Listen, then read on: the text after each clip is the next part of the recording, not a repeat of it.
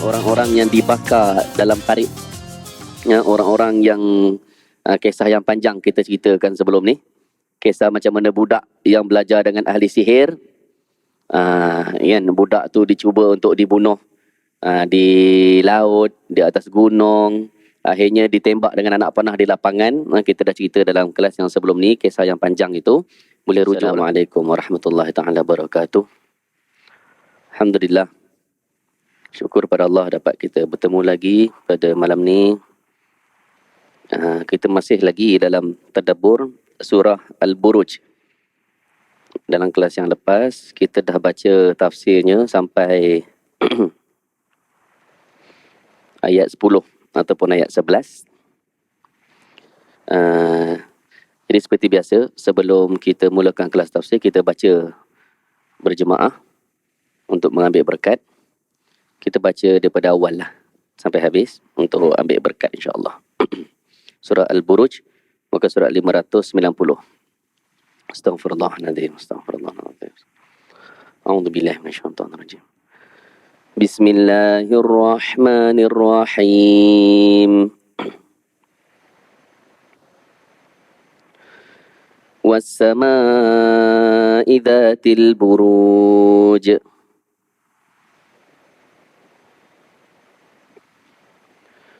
واليوم الموعود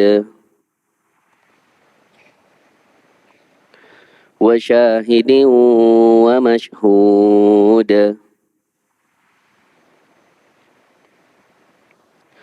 قتل أصحاب الأخدود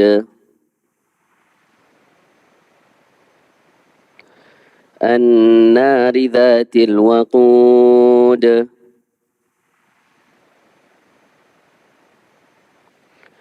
إذ هم عليها قعود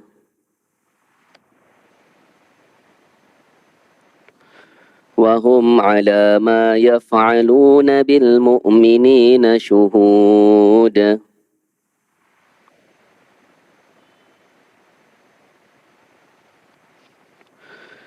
وما نقموا منهم إلا أن يؤمنوا بالله العزيز الحميد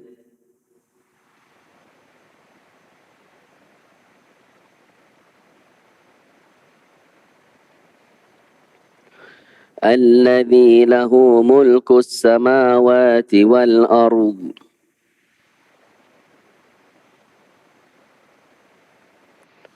والله على كل شيء شهيد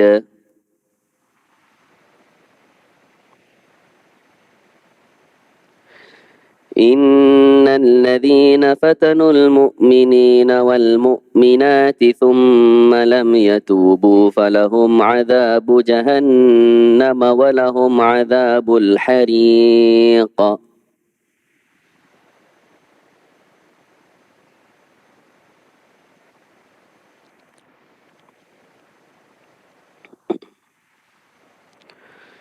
إن الذين آمنوا وعملوا الصالحات لهم جنات تجري من تحتها الأنهار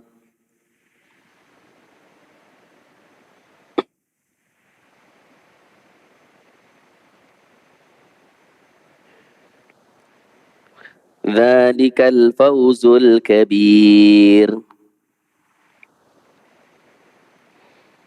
إن بطش ربك لشديد إنه هو يبدئ ويعيد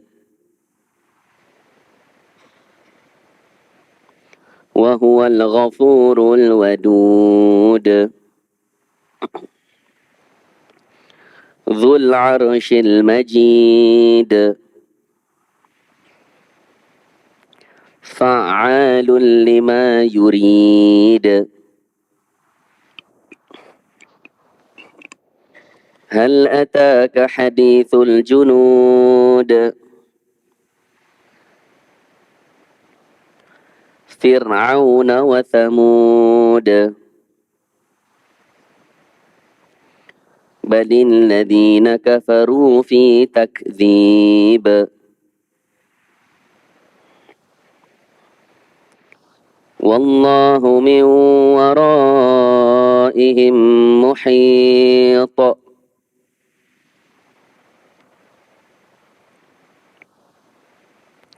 بل هو قرآن مجيد في لوح محفوظ Sadaqallahul Azim. Alhamdulillah, kita telah selesai bacaan surah Al-Buruj. Tahniah kepada yang baca. Bayangkan satu huruf kita baca daripada Al-Quran tu 10 hasanah kita dapat.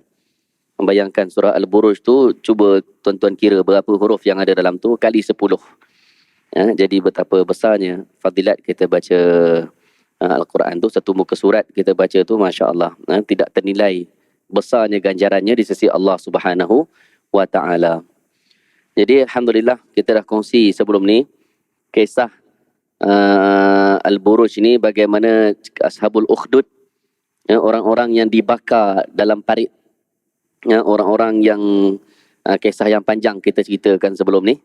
Kisah macam mana budak yang belajar dengan ahli sihir, budak tu dicuba untuk dibunuh di laut, di atas gunung, akhirnya ditembak dengan anak panah di lapangan. Kita dah cerita dalam kelas yang sebelum ni, kisah yang panjang itu, boleh rujuk lah. Jadi ayat yang seterusnya Allah mengatakan, sekejap, kita nak asal bunuh khadud. Okey, Allah mengatakan apa? Surah ayat 10, innal ladzina fatanul mu'minina wal mu'minati thumma lam yatubu falahum adzabu jahannama wa lahum adzabul hariq. Sesungguhnya orang-orang yang menyeksa orang beriman, lelaki dan perempuan, kemudian mereka tidak bertaubat, maka mereka akan mendapat azab jahannam dan mereka mendapat azab yang sangat pedih membakar. Jadi ayat ini Allah membela orang-orang yang beriman. Beruntung menjadi orang yang beriman, dibela oleh Allah Subhanahu wa Ta'ala. Beruntung jadi orang beriman, beruntung jadi orang Islam. Ini nikmat yang sangat besar. Allah berikan kepada seseorang, nikmat yang paling besar adalah bila Allah berikan iman kepada dia, Allah berikan Islam kepada dia. Itu nikmat yang paling besar. Nikmat yang paling besar tu bukanlah bila Allah bagi kita harta dunia, Allah bagi kita pangkat yang tinggi, Allah bagi kita kemasyhuran, glamour, famous dan sebagainya, bukan. Nikmat yang paling besar bila Allah jadikan kita orang beriman, orang Islam. Kenapa? Kerana orang iman, orang Islam, semua yang dia buat, semua dapat pahala. Semua yang dia alami, semua dah dapat pahala. Kata Nabi SAW, sungguh hebat orang beriman ni. Nabi kata, senang pun dapat pahala, susah pun dapat pahala. Kalau senang, dia bersyukur, dia dapat pahala. Kalau susah, dia bersabar, dia dapat pahala. Itu orang beriman. Kalau dia buka bisnes, dia untung, dia dapat pahala. Kalau dia bankrupt pun dapat pahala. Kalau dia menang dapat pahala, dia kalah pun dapat pahala. Macam para sahabat masuk medan jihad, kalau menang dapat pahala, kalau gugur syahid pun dapat pahala. Jadi kata Nabi SAW, orang yang beriman ini, sakit ataupun sekecil-kecil ujian yang dia dapat pun akan dapat pahala. Kata Nabi, hatta duri yang tercucuk, tercucuk duri, tergurih sikit, itu pun dapat pahala, kata Nabi.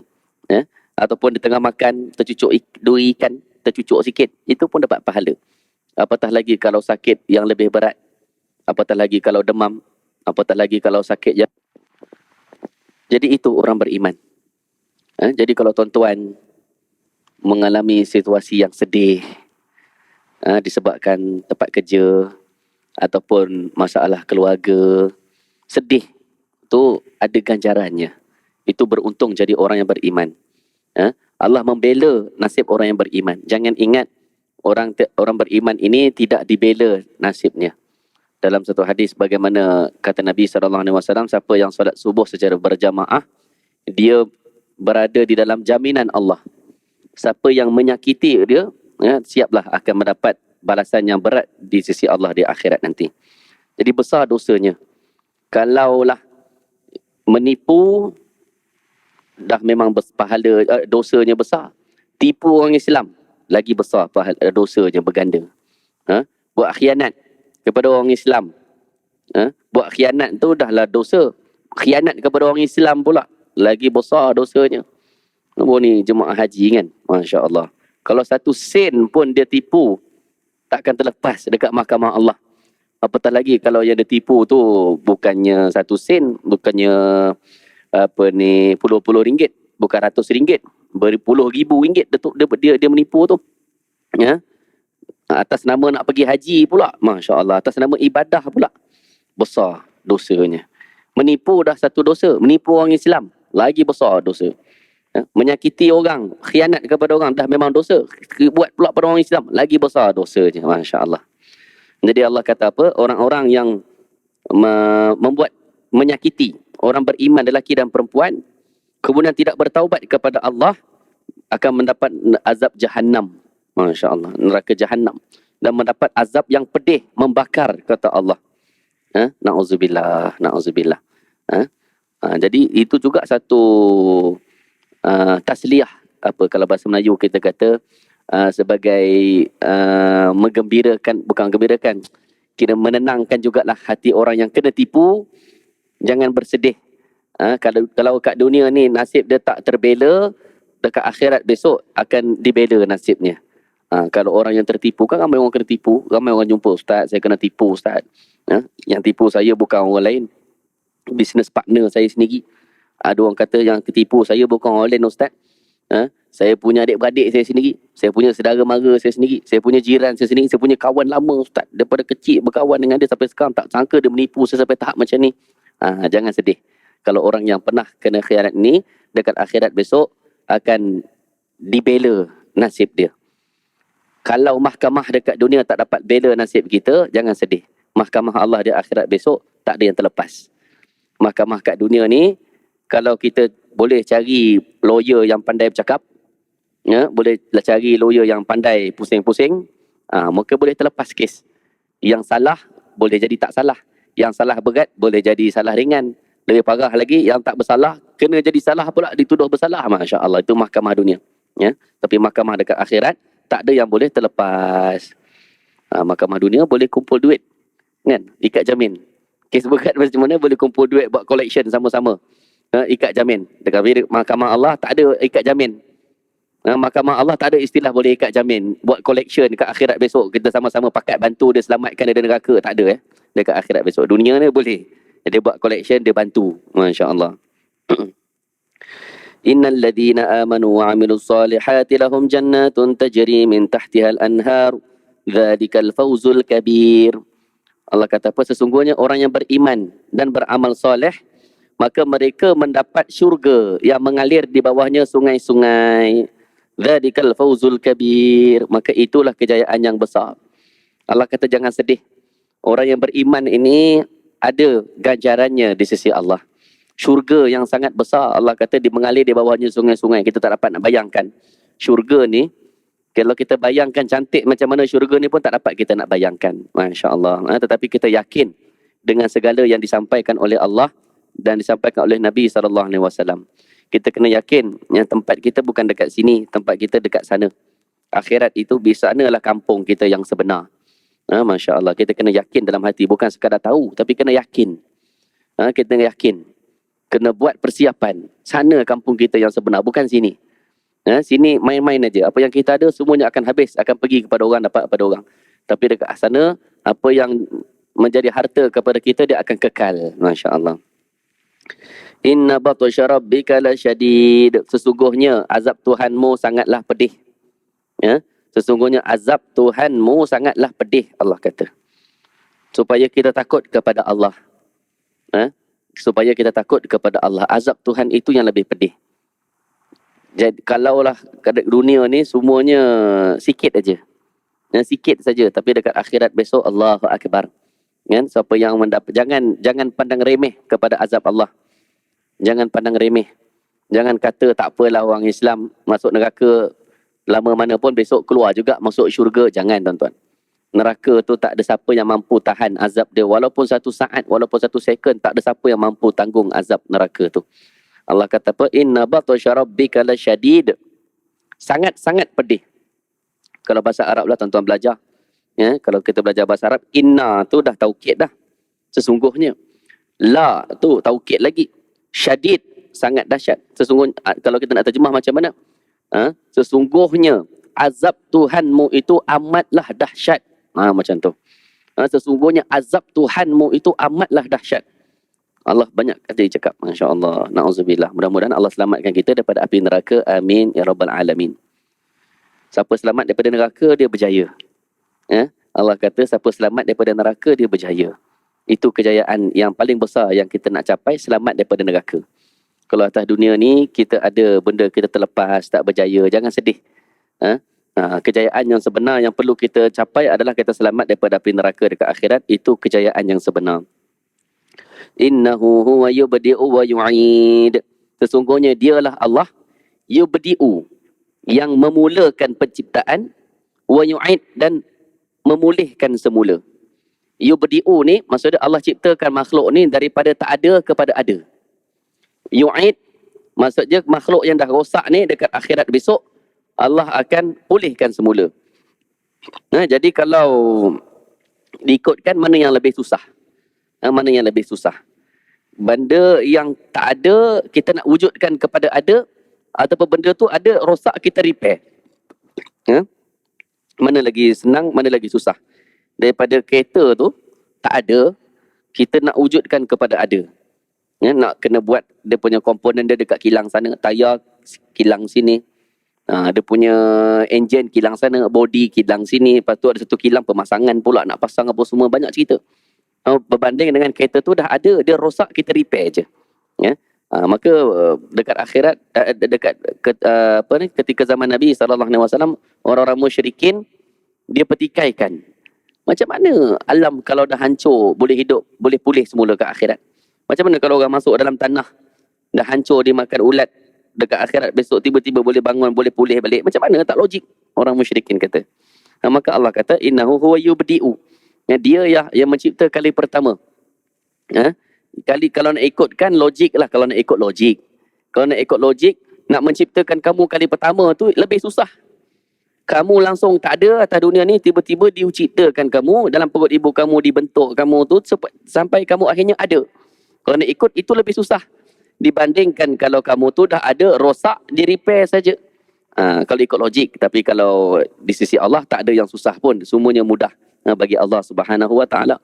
Tapi kalau ikut logik, sepatutnya kalau kamu tak percaya penciptaan dekat akhirat, macam mana sekarang kamu boleh jadi? Itu dia. Allah bagi manusia ni otak supaya boleh berfikir. Allah bagi otak supaya manusia boleh berfikir. Orang kata mustahil ada Tuhan. Orang kata apa? Tuhan tu tak wujud. Dia kata Tuhan tu tak wujud. Alam ini dicipta terjadi sendiri, semula jadi. Dia jadi sendiri aja.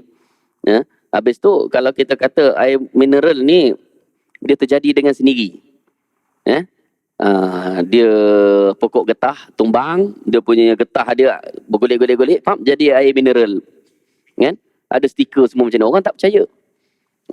Kalau kita kata cawan ni terjadi dengan sendiri, pasir, kan? Angin tiup ombak pantai, pasir-pasir bergolek-golek, tiba-tiba jadi cawan macam ni. Saya kata cawan ni dia jadi dia sendiri, tak ada kilang yang buat. Tahu tak, kilang cawan ni dia automatik jadi sendiri. Orang tak percaya. Kalau benda-benda kecil pun kita tak percaya, ulama kata apa? Kalau sebatang pen pun kita tak percaya dia jadi sendiri. Sebatang pensel pun kita tak percaya dia jadi sendiri. Mesti ada yang cipta dia buat kilang. Apalagi seluruh alam besar macam ni, takkan jadi sendiri. Apalagi manusia kita yang kompleks ni. Dengan urat saraf kita dalam ni yang kompleks, jantungnya dengan macam-macam organ, setiap organ tu ada dia punya fungsi dia. Sempurna penciptaan manusia, takkan jadi dengan sendiri. Kalau sebatang pen pun kita tak percaya pen tu boleh jadi dengan sendiri, apalagi kalau manusia, apalagi seluruh alam. Kan? Jadi kena guna fikiran. Allah bagi kita fikiran, kena guna. Allah kata apa? Innahu huwa yubdi'u wa yu'id. Sesungguhnya dialah Allah yang menciptakan makhluk ini kali pertama, wa yu'id, dan akan memulihkan semula dekat akhirat besok bila dah hancur, dipulihkan semula. Masya-Allah. Wa huwal ghafurul wadud. Dialah Allah yang yang maha pengampun lagi maha pengasih. Al-Ghafur. Kalau kita belajar bahasa Arab, kalau yang memaafkan, pemaaf, bahasa Arab ghafir. Tapi kalau ghafur, maksud dia sangat-sangat pemaaf. Sangat-sangat pemaaf. Macam mana? Sangat-sangat pemaaf ni dia tak sama dengan ghafir. Kalau ghafir ni orang yang contoh pemaaf. Kalau orang buat salah kali pertama, dia buat kita kan, kita boleh maafkan lagi lah. Ya. Cala kereta kita, dia langgar dengan motor dia. Sorry Ji, tak nampak Ji. Dalam gelap ribu-ribu terlanggar kereta kita, cala kereta kita. Kan? Kalau orang hati baik pun mungkin dia boleh maafkan lagi lah, tak apalah. Maafkan aja lah. Besok langgar lagi. Langgar lagi. Kan? Kita kata jangan, dah 2 kali langgar ni. Hari ketiga langgar lagi. Hari keempat langgar lagi. Kita kata tak boleh macam ni. Kan macam mana ni kan, hari-hari langgar kan, kita dah tak boleh hilang sabar dah. Itu kita. Itu kalau ghafir, pemaaf. Tapi kalau ghafur, maha pemaaf. Maksud dia banyak kali hamba Allah ni minta ampun kepada Allah, lepas tu buat balik dosa. Lepas tu istighfar lagi, taubat lagi, Allah ampunkan lagi, buat lagi dosa. Minta ampun lagi, Allah maafkan lagi, buat lagi dosa. Inilah manusia. Kita dah minta maaf, kita buat lagi. Kita minta maaf, kita buat lagi. Kita istighfar, kita buat lagi. Allahu Akbar. Itu manusia. Tapi Allah tu maha pengampun. Allah takkan jemu memaafkan. Selagi hambanya tak jemu meminta ampun, selagi itu Allah takkan jemu untuk memaafkan. Lepas tu Imam Ghazali kata apa? Imam Ghazali kata jangan penat daripada bertaubat. Syaitan akan bisik kepada kamu, tak payahlah kamu nak bertaubat, kamu nak berubah lah kononnya. Nanti besok buat lagi. Itu syaitan bisik kepada kita. Kamu main-main aja. Kata nak berubah, buat lagi. Nak berubah, buat lagi. Nak berubah, buat lagi. Berubah sekejap, buat lagi. Syaitan kata, buat apa kamu nak berubah? Tipu aja, main-main aja. Itu bisikan syaitan. Imam Ghazali kata, jangan penat untuk bertaubat. Jangan penat untuk istighfar. Kerana apa? Kerana Allah pun dia takkan penat untuk memaafkan kita. Itu pemurahnya Allah Subhanahu Wa Taala. Selama hambanya sentiasa memohon ampun, istighfar kembali, sentiasa pintu taubat terbuka. Allah buka pintu taubatnya. Pintu taubat ni tutup dalam 2 keadaan aja. Pertama sekali bila matahari terbit daripada barat. Bila matahari terbit daripada barat, maka itu pintu taubat tertutup. Yang keduanya bila nyawa dah sampai kepada kerongkong. Nyawa dah sampai kerongkong, dah nak keluar dah. Kan? Dah nak hujung-hujung nyawa dah. Ketika tu baru nak bertaubat, dah tak boleh diterima lagi taubatnya. Selagi matahari belum terbit daripada barat, selagi nyawa kita belum sampai ke kerongkong, maka pintu taubat sentiasa terbuka. Itu dia. Itu wahwal ghafur al-wadud, maha pengampun. Al-wadud, maha penyayang. Masya Allah. Wadud ni maksud dia maha penyayang. Dia bukan wadid, dia wadud, maha penyayang. Penyayangnya Allah ni, orang buat jahat pun Allah bagi rezeki. Orang ingkar kepada perintah Allah, Allah bagi rezeki. Kalau kita lah ada staff, tak nak dengar cakap kita. Melawan aja, buat kerja tak nak, sampai staff ni langsung tak hormat, tak respect kepada kita. Ada majikan dia nak simpan tak agak-agak? Nak simpan lama ke kalau ada staff dia jenis macam ni? Kalau sekolah cikgu kan ada anak murid tak nak dengar cakap, melawan, siap tengking cikgu lagi, kita nak simpan lama-lama ke? Tapi Allah ni, Masya Allah, walaupun hambanya ingkar kepada perintah Allah, Allah suruh solat, tak solat. Allah suruh tutup aurat, dia tak tutup aurat dia. Allah suruh puasa, dia tak puasa. Allah suruh buat itu, dia tak buat. Allah kata jangan buat, dia buat juga. Tapi Allah tetap bagi rezeki kepada dia. Allah tetap bagi rezeki kepada dia. Itu maha penyayangnya Allah Subhanahu Wa Taala. Allah ni maha sabar, sabur. Allah sabur, maha penyabar, dan Allah maha penyayang, wadud. Kalaulah tidak, kalaulah kita tak ada dah, kalau orang tak nak dengar cakap kita, tak lama dah.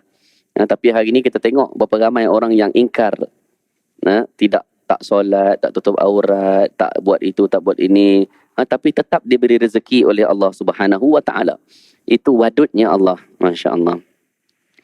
Dzul Arsyil Majid. Allah itu yang maha memiliki arash yang mulia. Yang memiliki arash yang mulia. Arash ni satu ciptaan Allah yang kita tak pernah nampak.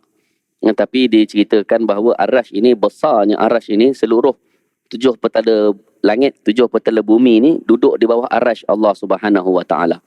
7 petala bumi, 7 petala langit ni semua duduk di bawah Ar-Rash Allah. Besarnya Ar-Rash Allah Subhanahu Wa Taala ini. Dekat akhirat boleh tengok. Dekat akhirat insya-Allah boleh tengok Ar-Rash Allah Subhanahu Wa Taala. Sebab orang yang beriman dia akan duduk di bawah naungan Ar-Rash Allah dekat padang mahsyar nanti. Ketika tu panas.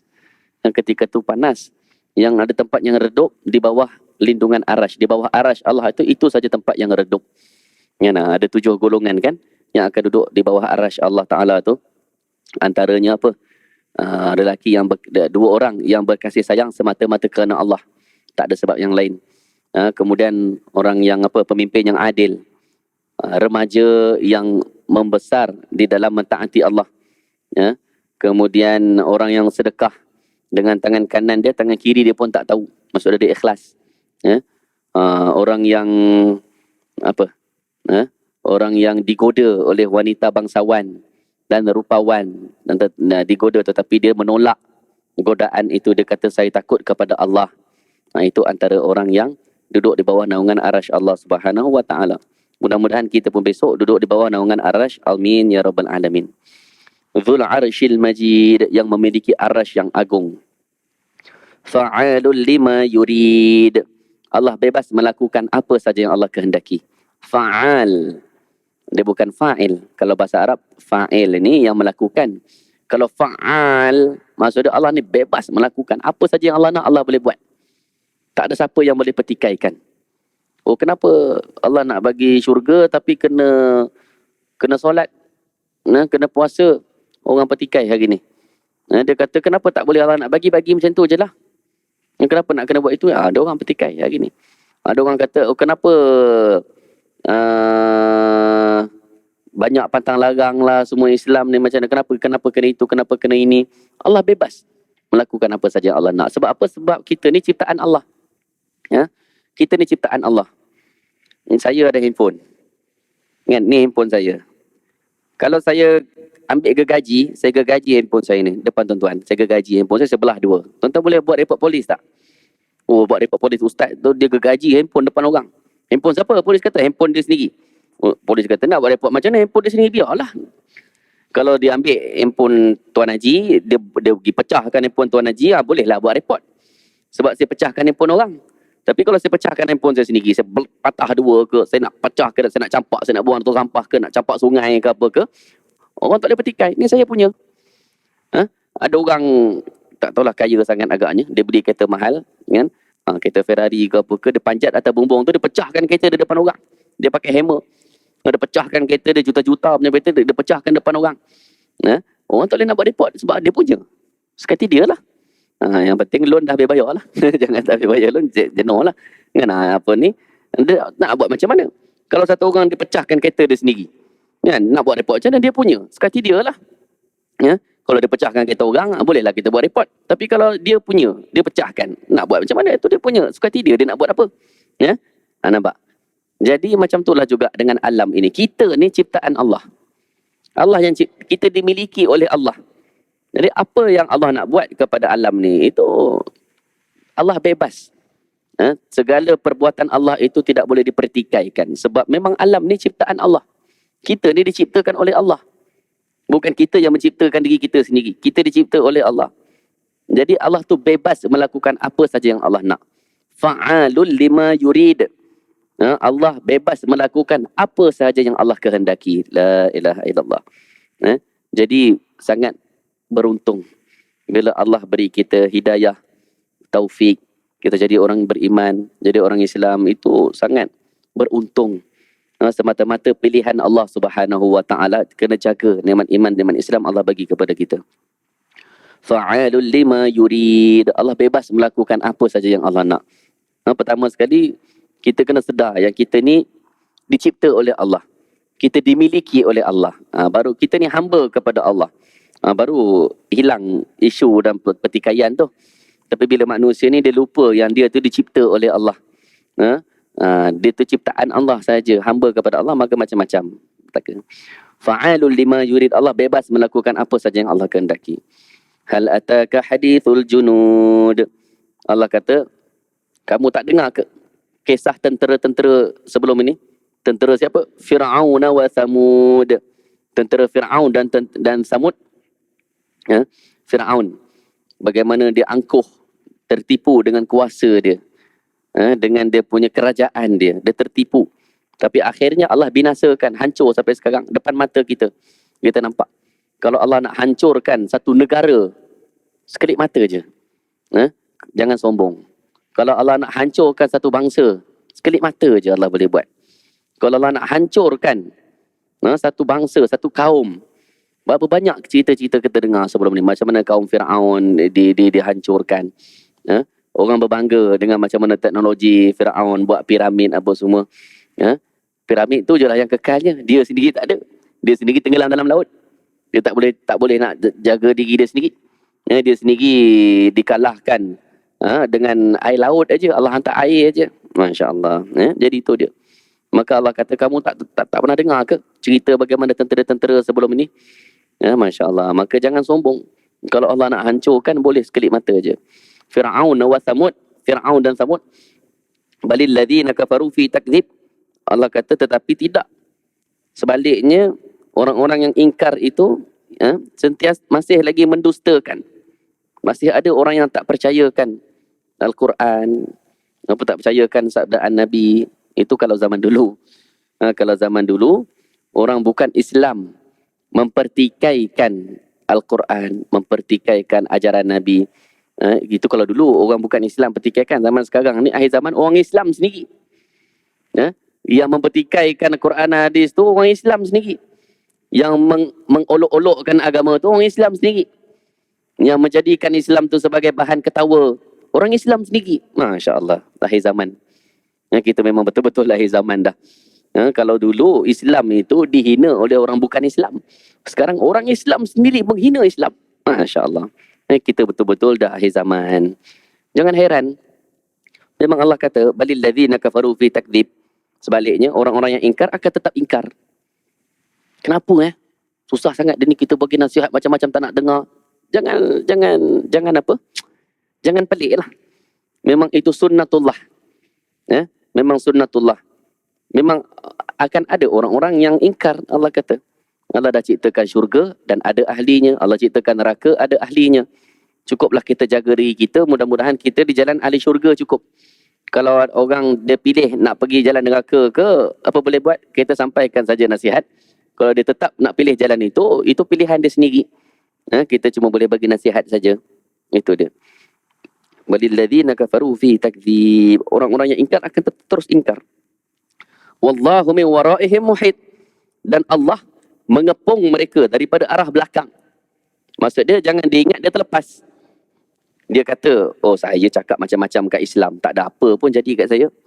Dia memperolok-olokkan Islam, tak ada apa-apa pun, dia selamat je, terlepas saja. Ramai dia sokong dia kata, selamat aja. Jangan, itu semua dia tertipu, tipu daya.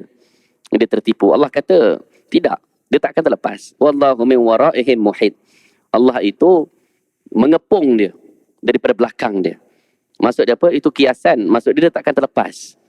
Masya Allah. Jadi apa ni, dia takkan terlepas. Takkan ada yang terlepas. Orang yang menghina Islam, orang yang memperolok-olokkan Nabi, orang yang memperolok-olokkan syariat, semua itu takkan terlepas. Kat dunia boleh terlepas, tapi dah akhirat besok takkan terlepas. Allah kata, tentera Fir'aun pun tak terlepas daripada aku. Allah kata, takkan ada siapa yang boleh terlepas daripada aku, kata Allah. Masya Allah. Bal huwa Qur'anum Majid. Allah kata, inilah Al-Quran yang mulia. Majid, kan? Al-Quran yang mulia. Al-Quran yang kita baca tadi. Al-Quran yang ada dekat rak depan apa semua ni. Ini Quran yang mulia. Orang yang ada hubungan dengan benda yang mulia, dia pun akan dimuliakan. Kalau orang kerja syarikat besar, kan? Kita kata kerja syarikat apa? Dia sebut nama syarikat besar. Kita kata hebat. Sebab apa? Sebab dia ada staff kepada syarikat yang besar lah. Kita kata hebat ni. Ini syarikat international. Kita kata bukan calang-calang. Kan? Padahal dia kerja biasa je. Kerja dia mungkin kerani je ke, mungkin apa ke. Tapi sebab dia kerja syarikat tu, dia dapat dia sarung uniform tu ada dengan logo ke. Kita kata hebat. Sebab dia ada kaitan dengan benda yang mulia, kan? Macam tu. Jadi macam tu juga Al-Quran ini mulia. Jadi siapa yang nak mulia, kena rapat dengan Al-Quran, kena berhubung dengan Al-Quran, kena buat hubungan dengan Al-Quran. Masya Allah.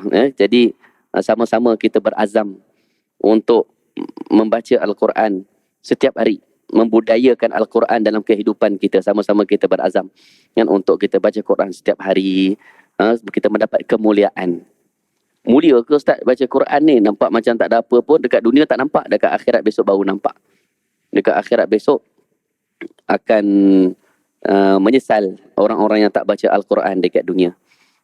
Dekat akhirat besok, orang-orang yang jauh daripada Al-Quran, dia akan menyesal. Dia akan cemburu kepada orang yang baca Al-Quran. Masya Allah. Jadi kena sama-sama kita berazam untuk kita lapangkan masa kita setiap hari. Tak banyak, sikit pun jadilah untuk kita baca Al-Quran. Jangan bulan Ramadan saja kita pegang Quran. Mungkin ada kalangan kita yang kali terakhir dia pegang Quran tu bulan Ramadan aja. Masya Allah. Dah masuk Syawal, dah masuk Zulkaidah, dah masuk Zulhijjah dah kan. Zulhijjah dah nak habis dah ni, nak masuk Muharram dah 3 bulan dah. Maksudnya dah 3 bulan tak pegang Quran. Masya Allah. Ulama kata kalau beberapa hari saja kita tak baca Al-Quran, hati kita jadi keras. Jiwa kita jadi serabut. Otak kita jadi serabut.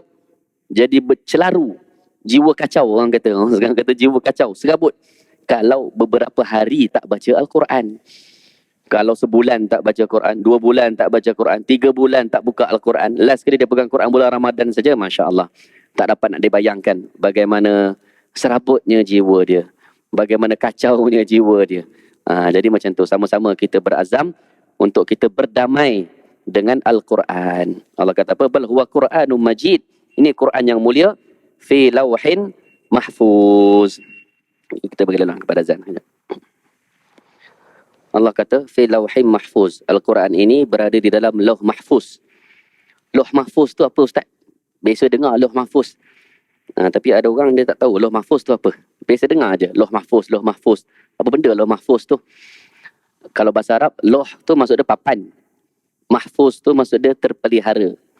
Lauh mahfuz ni adalah satu kita tak pernah nampak lah. Dia macam ciptaan-ciptaan Allah yang besar yang kita tak pernah nampak lah. Macam arash. Kan macam tu juga lauh mahfuz ni. Dia adalah satu papan. Dia macam kalau zaman dulu papan tu digunakan sebagai buku lah. Buku tak ada zaman dulu guna papan. Dia katakan lauh mahfuz ni dia besar sampai timur dengan barat. Semua yang telah berlaku dan sedang berlaku dan akan berlaku semuanya tercatat di dalam lauh mahfuz itu. Lauh mahfuz ni dia ada satu pen, kolam. Dia katakan kolam itu daripada cahaya. Itu antara pendapat lah. Ini pendapat siapa? Ibnu Abbas. Dia kata pendapat dia punya pen tu dia buat daripada cahaya. Dia tertulis. Bila mana Allah ciptakan dunia, Allah ciptakan lauh mahfuz dan Allah ciptakan kolam, Allah kata uktub, tulis. Maka pen tu dia menulis, dia semua benda yang berlaku atas dunia ni semua tertulis di dalam tu. Kita punya perkumpulan kita malam ni pun tertulis dalam lauh mahfuz. Ya. Pada malam ni tarikh sekian-sekian kita berada di masjid ini bukan kebetulan, dah tercatat dalam lauh mahfuz. Kejap lagi kita nak makan apa?